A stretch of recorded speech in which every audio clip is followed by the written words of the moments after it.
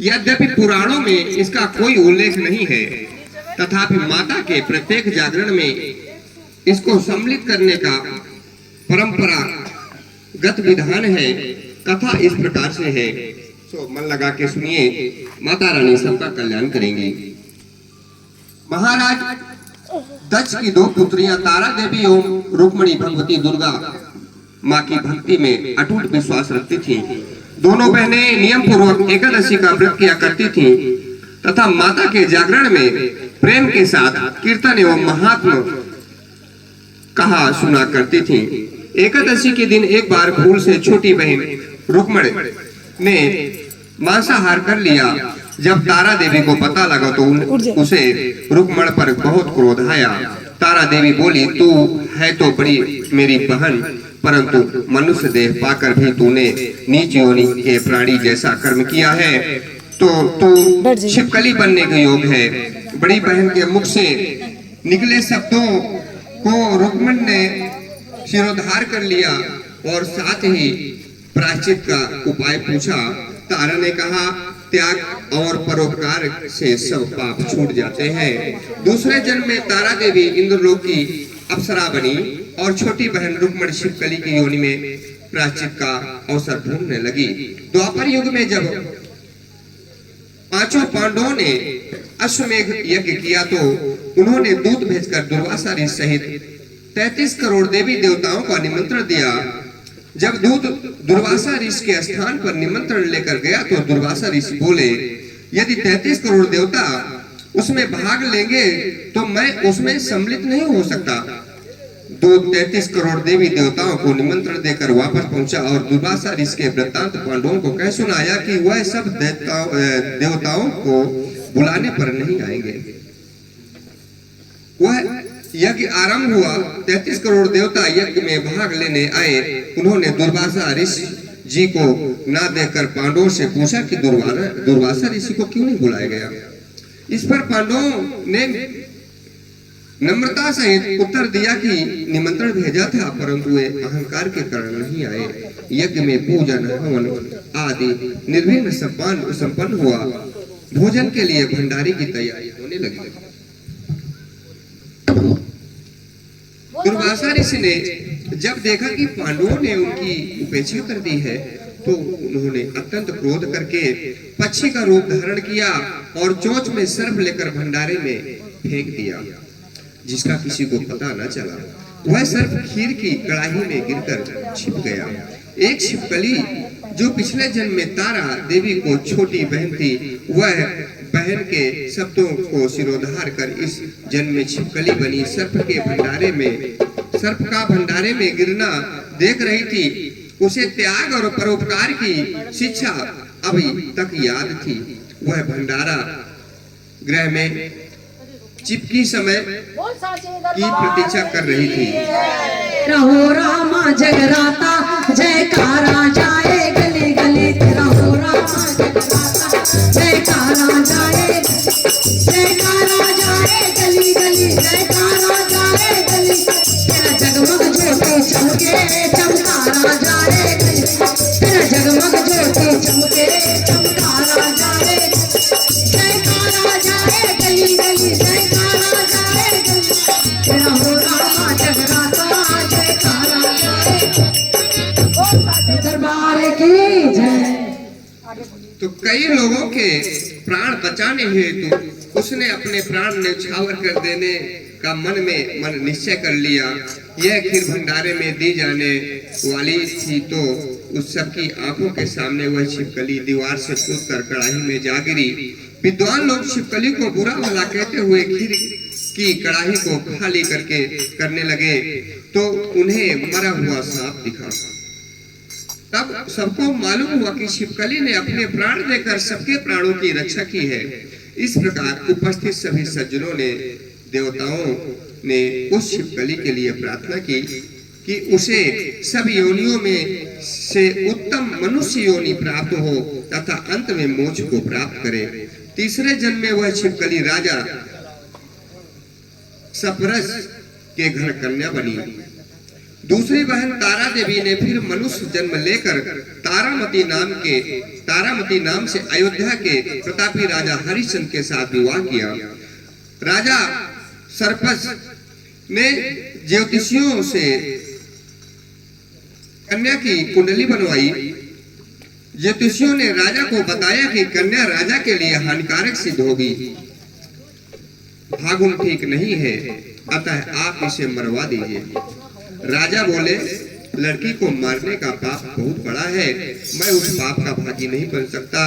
ज्योतिषियों ने विचार करके राय दी कि हे राजन, आप एक लड़की के संदूक में ऊपर से सोना चांदी आदि जड़वाएं, फिर उस संदूक के भीतर लड़की को रखकर प्रवाहित कर दीजिए नदी में। सोने चांदी से जड़ा हुआ लकड़ी का संदूक अवश्य कोई लालच से निकाल लेगा और आपकी कन्या को भी पाल लेगा, आपको किसी प्रकार का पाप भी नहीं लगेगा। ऐसा ही किया गया। नदी में बहता हुआ संदूक काशी के समीप एक भंगी को दिखाई दिया। वह संदूक को नदी से बाहर निकाला गया। जब उसने संदूक खोला तो देखा उसमें सोने चांदी के अतिरिक्त अत्यंत रूपवान सुशील कन्या दिखाई दी। उस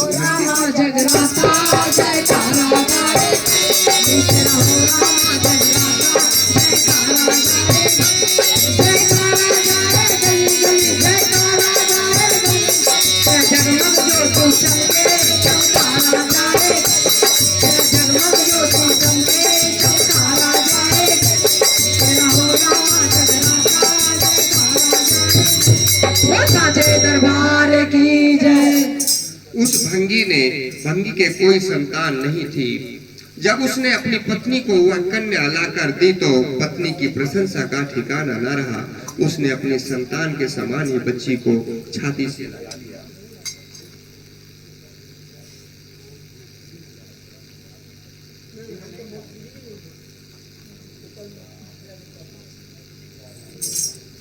छाती से लगा लिया। भगवती की कृपा से उसके स्तनों में दूध उतर आए।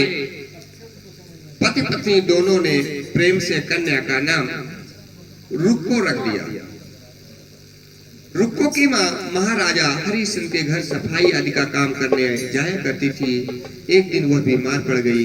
महाराजा की पत्नी तारामती ने जब रुक्को को देखा तो वह अपने पूर्व जन्म के पुण्य से उसे पहचान गई। अब महारानी मैं नीच, रुक्को बोलती है, महारानी मैं नीच जात की भंगनी हूँ, भला मैं आपके पास कैसे बैठ सकती हूँ। जब पहचान गई तब तारामती ने रुक्को से कहा, हे बहन तुम मेरे निकट आकर बैठो। महारानी की बात सुनकर रुक्को बोली, महारानी मैं नीच जात की भंगनी हूँ, भला मैं आपके पास कैसे बैठ सकती हूँ। तब तारामती ने कहा, बहन पूर्व जन्म में तुम मेरी सगी बहन थी। एकादशी व्रत खंडित करने के कारण तुम्हें शिवकली की योनि में जाना पड़ा। जो होना था सो हो चुका।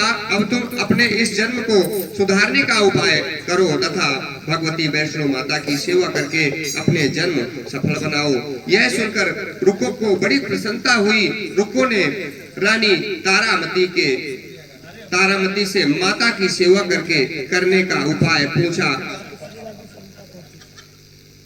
रानी ने बताया कि वैष्णो माता सब मनोरथ को पूरा करने वाली हैं। जो लोग श्रद्धा पूर्वक माता का पूजन और जागरण करते हैं उनकी सब मनोकामनाएं पूर्ण होती हैं। रहो रामा जगराता जयकारा जाए, रहो रामा जयकारा जाए गली गली, जयकारा जाए गली, तेरा जगमग ज्योति चमके चमकारा जाए गली, तेरा जगमग ज्योति चमके चमकारा जाए गली गली। दरबार की जय। रुक्को ने प्रसन्न होकर माता की मनौती करते हुए कहा, हे माता यदि आपकी कृपा से मुझे एक पुत्र प्राप्त हो जाए तो मैं आपका पूजन और जागरण करवाऊंगी। प्रार्थना को माता ने स्वीकार कर लिया। फलस्वरूप 10वें महीने में उसके गर्भ से एक अत्यंत सुंदर बालक ने जन्म लिया। परंतु दुर्भाग्यवश रुक्को को माता का पूजन जागरण करने का ध्यान नहीं रह गया। परिणाम यह हुआ कि जब वह बालक 5 वर्ष का हुआ तो एक दिन उसकी माता का नाम था चेचक। माता मतलब बोल उसके माता चेचक निकल आई। रुक्को दुखी होकर अपने पूर्व जन्म की बहन तारामती के पास गई और बच्चे की बीमारी की वृत्तांत कह सुनाया। तब तारामती ने कहा, तू जरा ध्यान करके देख कि तुझसे माता के पूजन में कोई भूल तो नहीं हुई। इस प्रकार रुक्को को 6 वर्ष पहले की बात का ध्यान आ गया और उसने अपना अपराध स्वीकार कर लिया। रुक्को मन में निश्चय किया कि बच्चे की आराम आने पर अवश्य जागरण करवाऊंगी। भगवती की कृपा से बच्चा दूसरे दिन ही ठीक हो जाता है। तब रुक्को ने देवी के मंदिर में जाकर पंडित से कहा कि मुझे अपना घर माता का जागरण करवाना है, तो आप मंगलवार को मेरे घर पधार कर कृतार्थ करें। पंडित जी बोले, अरे रुक्को, तू यही 5 रुपए दे दे, क्या हम तेरे नाम से मंदिर में जागरण कर देते हैं? तू नीच जात की स्त्री है, इसलिए हम जागरण नहीं कर सकते। रुक्को ने कहा, हे पंडित जी, माता के दरबार में तो ऊंच नीच का कोई विचार नहीं होता। वे तो सब भक्तों पर समान रूप से कृपा करती हैं, अतः आपको कोई एतराज नहीं होना चाहिए। इस पर पंडित ने आपस में विचार करके कहा कि यदि महारानी तारामती तुम्हारे जागरण में पधारे तब तो हम स्वीकार कर लेंगे, अवश्य आएंगे। यह सुनकर रुक्को महारानी के पास गई और सब वृतांत कह सुनाया। तारामती ने जागरण में सम्मिलित होना स्वीकार कर लिया। जिस समय रुक्को पंडित से यह कहने आई कि महारानी जी जागरण में आएंगी, उस समय सेन नाई ने बात सुन ली और महाराजा हरिश्चंद्र को जाकर सुना दी। राजा ने सेन नाई की सब बात सुनकर कहा कि तेरी बात झूठी है, महारानी भंगियों के घर जागरण में नहीं जा सकती। फिर भी परीक्षा लेने के लिए उसने रात को अपनी उंगली में थोड़ा सा चीरा लगा दिया, जिससे नींद न आवे। रानी तारामती ने जब देखा कि जागरण का समय हो रहा है परंतु महाराज को नींद नहीं आ रही, तो उसने माता वैष्णो से मन ही मन प्रार्थना की कि हे माता, आप किसी उपाय से राजा को सुला दे ताकि मैं जागरण में सम्मिलित हो सकूं। राजा को नींद आ जाती है। रानी तारामती रोशनदान के रास्ते से रस्सी बांधकर महल से उतर जाती है, लेकिन पांव की एक कंगन रास्ते में गिर गई। उधर थोड़ी देर बाद राजा हरिश्चंद्र की नींद खुल गई। तब वह भी रानी का पता लगाने निकल पड़े कि आज पता किया जाए। मार्ग में कंगन व रुमाल उसने देखा और जागरण वाले स्थान पर जा पहुंचा। राजा ने दोनों चीजें रास्ते से उठाकर अपने पास रख ली और जहां जागरण हो रहा था वहां एक कोने में चुपचाप बैठकर सब दृश्य देखने लगे। जब जागरण समाप्त हुआ तो सबने माता की आरती व अरदास की। इसके बाद प्रसाद बांटा गया। रानी तारामती को जब प्रसाद मिला तो उसने झोली में रख ली। यह देखकर लोगों ने पूछा, आपने प्रसाद क्यों नहीं खाया? यदि आप ना खाएंगी तो कोई भी प्रसाद नहीं खाएगा। रानी बोली, तुमने जो प्रसाद दिया है वह मैंने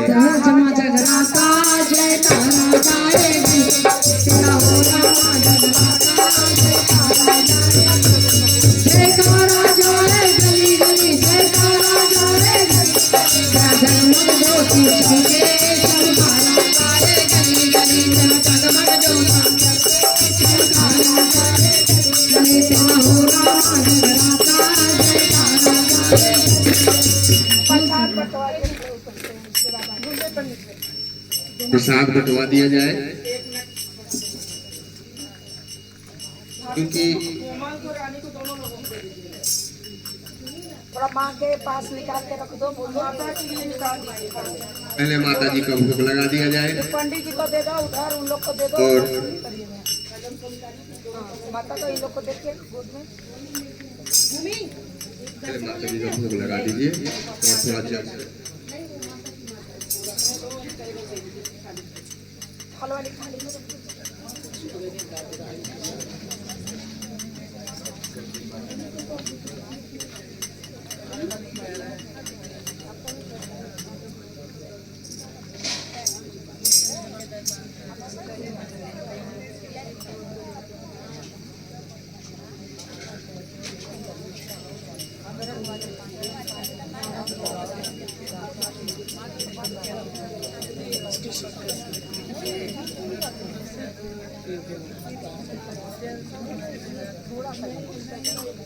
भरो मेरी झोली शेरों वाले, भरो मेरी झोली शेरों वाले, भरो मेरी झोली शेरों वाले, भरो मेरी झोली शेरों वाले। मैं आई तेरे दर पे मैया, मैं तो आई तेरे दर पे मैया, करो दिल दुख रे हे भवानी, करो दुख सुख रे हे भवानी, भरो मेरी झोली शेरों वाली, भरो मेरी झोली शेरों वाली, करो दूर दुख रे शेरों वाली, करो दूर दुख रे शेरों वाली, भरो मेरी झोली शेरों वाली, भरो मेरी झोली लाई मैं चुनरी गोटे वाली, लाई मैं चुनरी गोटे वाली, भरो मेरी झोली शेरों वाली, भरो मेरी झोली शेरों वाली। मैं लाई मैया पाँचों पानी में लाई मैया, लाखों पानी मेरी मैया, घर पे तू आओ मैया, घर घर पे भरो मेरी झोली शेरों वाली, भरो मेरी झोली शेरों वाली, भरो मेरी झोली शेरों वाली, भरो मेरी झोली शेरों वाली। आई मैं मैया दर पे तेरे, आई मैं दर पे सुनी तेरी महिमा है निराली, सुनी तेरी महिमा है निराली, भरो मेरी झोली शेरों वाली।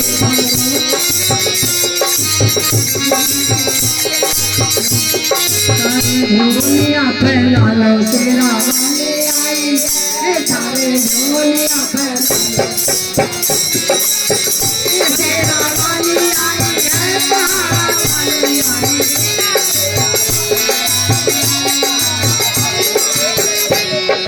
झोलियाँ फैला लो शेरा वाली, सारे झोलियाँ फैला लो शेरा वाली।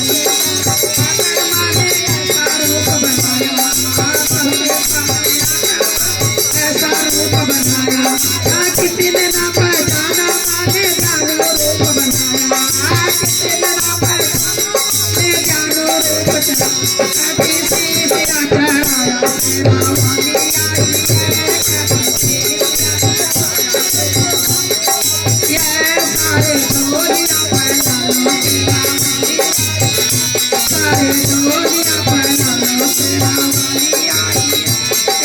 किसी ने ना पहचाना, माने सतगुरु रूप बनाया, ने सतगुरु रूप बनाया, ज्ञान का दीप जलाने शेरा वाली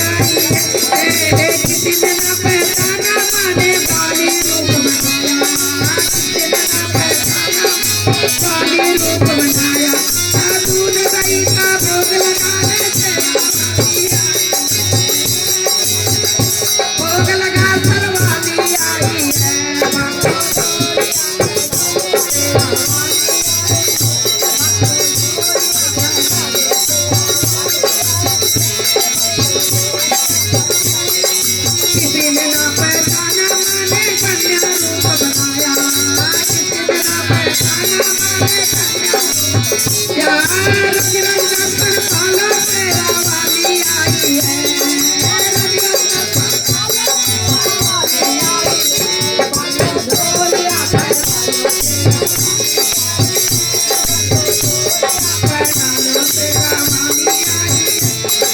किसी ने ना पहचाना माने अपने रूप बनाया किसी ने ना पहचाना माने अपने रूप बनाया सदा की बेटे कहानी तेरा वाली आई है सदा की बेटे कहानी तेरा वाली आई है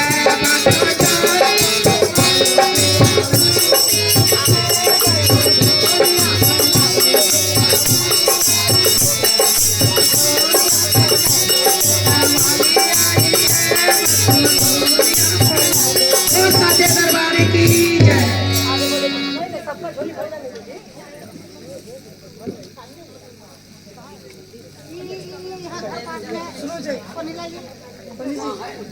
इसके बाद प्रसाद बांटा गया। सब माता रानी का जब सबको प्रसाद मिला, तारामती को जब प्रसाद मिला तो उसने उस प्रसाद को अपनी झोली में रख लिया। यह देखकर लोगों ने पूछा, आपने प्रसाद क्यों नहीं खाया? यदि आप ना खाएंगे तो कोई भी प्रसाद नहीं खाएगा। रानी बोली, तुमने जो प्रसाद दिया है वह मैंने महाराजा के लिए रख दिया है, अब मुझे मेरा प्रसाद दे दो। अब मैं अब की बार प्रसाद लेकर तारामती ने खा लिया। इसके बाद सब भक्तों ने माता का प्रसाद खाया। इस प्रकार जागरण समाप्त करके प्रसाद खाने के पश्चात रानी तारामती महल की ओर चली। तब राजा ने आगे बढ़कर रास्ता रोक लिया और कहा कि तूने नीचों का घर प्रसाद खाकर अपना धर्म नष्ट कर दिया।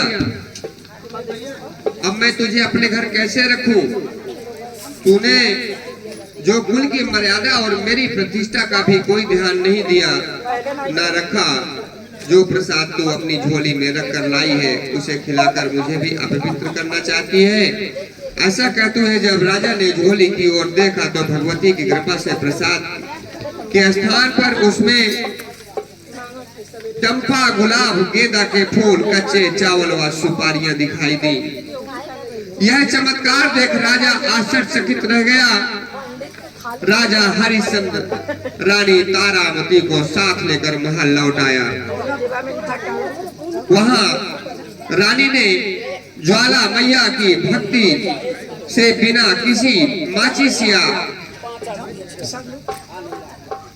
चकमक पत्थर की सहायता लिए राजा को अग्नि प्रज्वलित करके दिखाई, जिसे देखकर राजा का आश्चर्य और बढ़ गया। राजा को मन ही मन में देवी के प्रति विश्वास तथा श्रद्धा जाग उठी।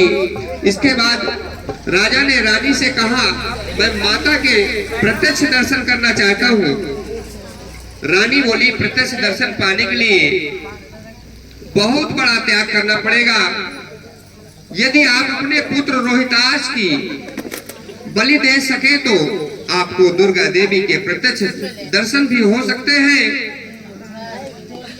राजा के मन में तो देवी के दर्शन की लगन हो गई थी। राजा ने पुत्र मोह त्याग कर रोहिताश का सिर देवी को अर्पण कर दिया। ऐसी सच्ची श्रद्धा एवं विश्वास देख दुर्गा माता शिव पर सवार होकर उसी समय वहां प्रकट हो गई और राजा हरिश्चंद्र दर्शन करके कृतार्थ हो गए। मरा हुआ पुत्र भी जीवित हो गया। यह चमत्कार देख राजा हरिश्चंद्र गदगद हो गए। उन्होंने विधि पूर्वक माता का पूजन करके अपराधों की क्षमा याचना की, क्षमा मांगी।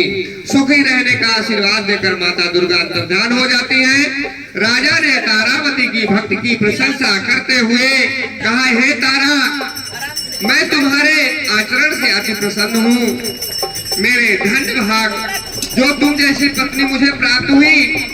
इसके पश्चात राजा हरिश्चंद्र ने रानी तारामती की इच्छानुसार अयोध्या में माता का एक भव्य मंदिर का निर्माण करवाया गया। आयुष पर्वत भोगने के पश्चात जगराता जयकारा जाएगा, तेरा हो रहा जगराता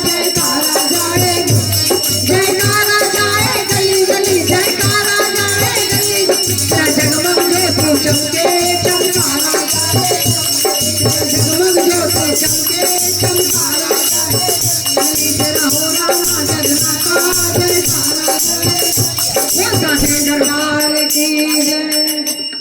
अयोध्या में माता रानी का भव्य मंदिर का निर्माण करा दिया। आयु पर्यंत भोगने के पश्चात राजा हरिश्चंद्र, रानी तारामती एवं रुक्मण भंगीर तीनों को जो मनुष्य योनि से छूटकर देवलोक को प्राप्त हुए, माता के जागरण में रानी तारामती की इस कथा को जो मनुष्य श्रद्धा भक्ति पूर्वक पढ़ता या सुनता है, उसकी सारी मनोकामनाएं पूर्ण होती हैं, सुख समृद्धि बढ़ती है तथा शत्रुओं का नाश हो, सर्व मंगल होता है। इस कथा के बिना जागरण को पूरा नहीं माना जाता है। तो कथा यहीं पे समाप्त होती है। बोलिए सच्चे दरबार की जय हो। साचे दरबार की जय। रखो राखो माला जहाँ मारी के तारा रानी रखो राखो माला जहाँ मारी के तारा रानी अपने दिल का हाल सुना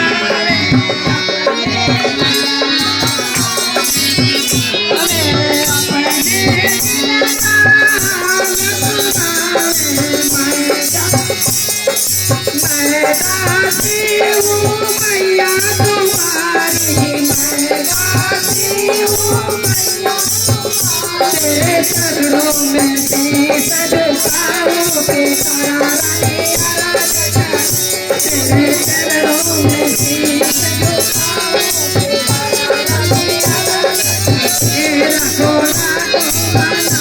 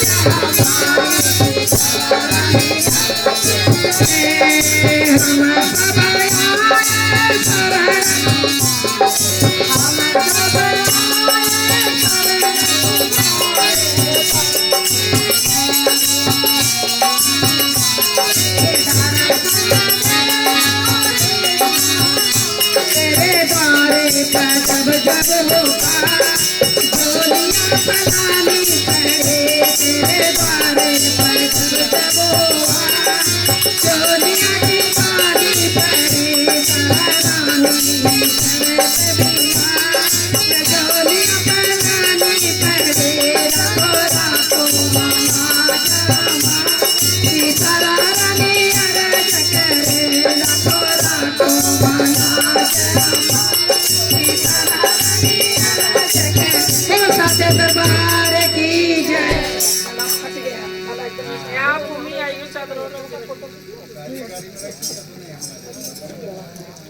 माँ मुरादे पूरी कर दे हलवा बांटोगे, माँ मुरादे पूरी कर दे हलवा ये सर को झुका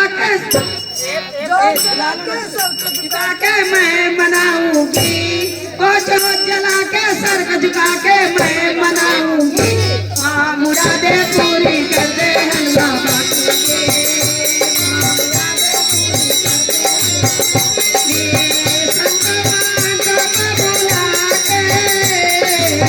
घर में कराऊं जगराता, घर में कराऊं जगराता, सुनती है सबकी फरियादें, मेरी भी सुन ले माता, मेरी भी सुन ले माता, डोली भरेगी संकट हरेगी लट आऊंगी मैं मनाऊंगी।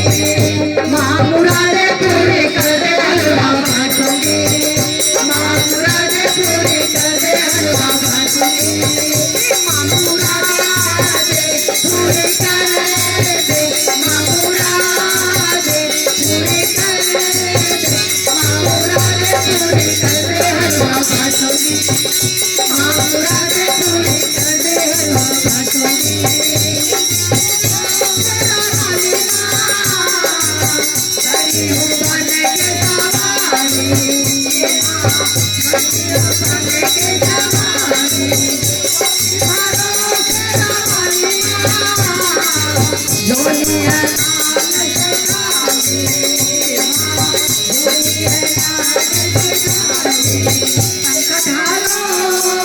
कृपा करो, कृपा करो, गोदी भरो दर पे आऊंगी मैं मुरादूंगी।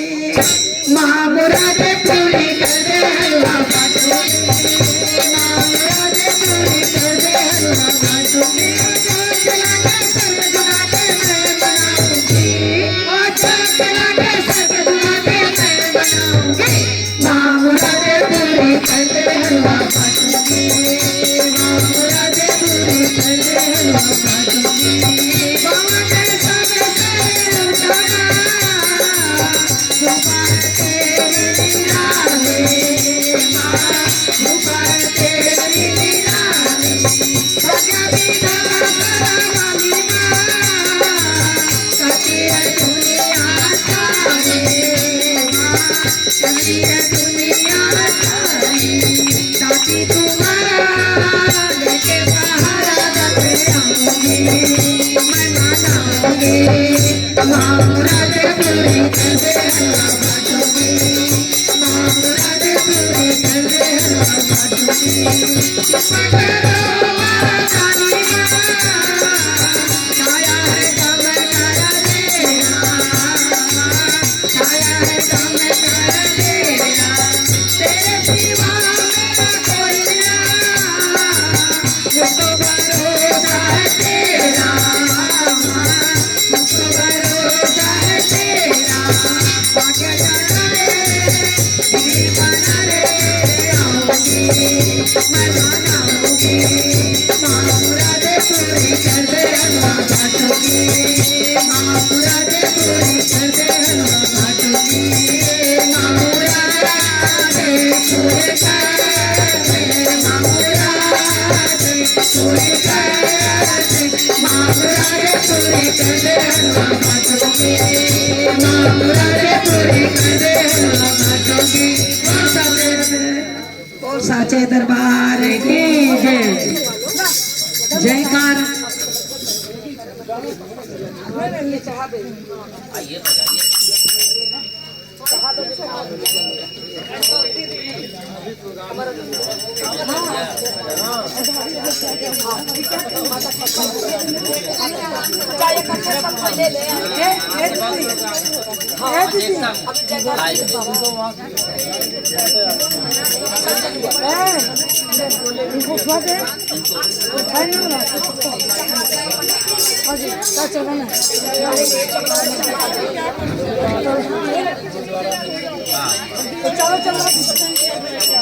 अच्छा है। मेरे साथ चली जाएगी, वहाँ से चली जाएगी ना, मेरे साथ आ जाएगी। जाओ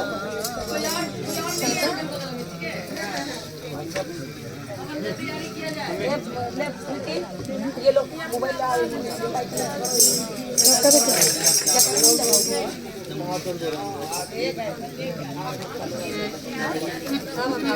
जयकारा जयकारा जयकारा माई का बोलो जयकारा जयकारा जयकारा मेरी बगिया का बोलो जयकारा पौड़ी पौड़ी चलते जाओ जय माता की कहते जाओ पौड़ी पौड़ी चलते जाओ जय माता की कहते जाओ आ गया मैं जमुसर आ गया आ गया मैं जमुसर आ गया मेरे दो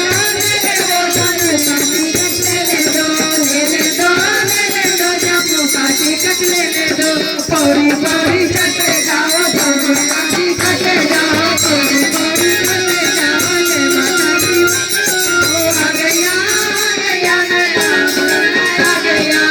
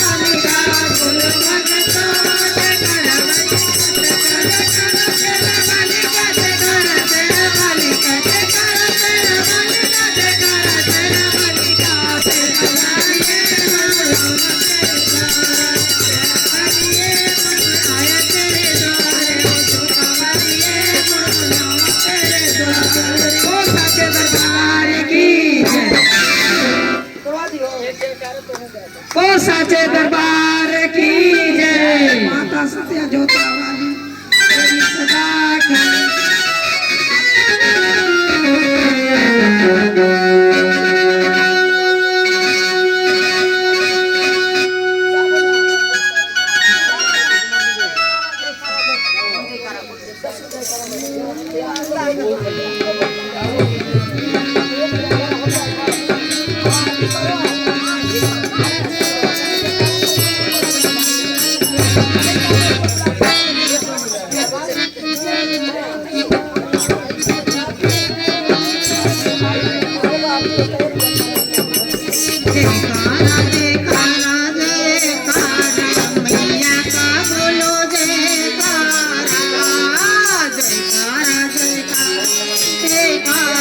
मैया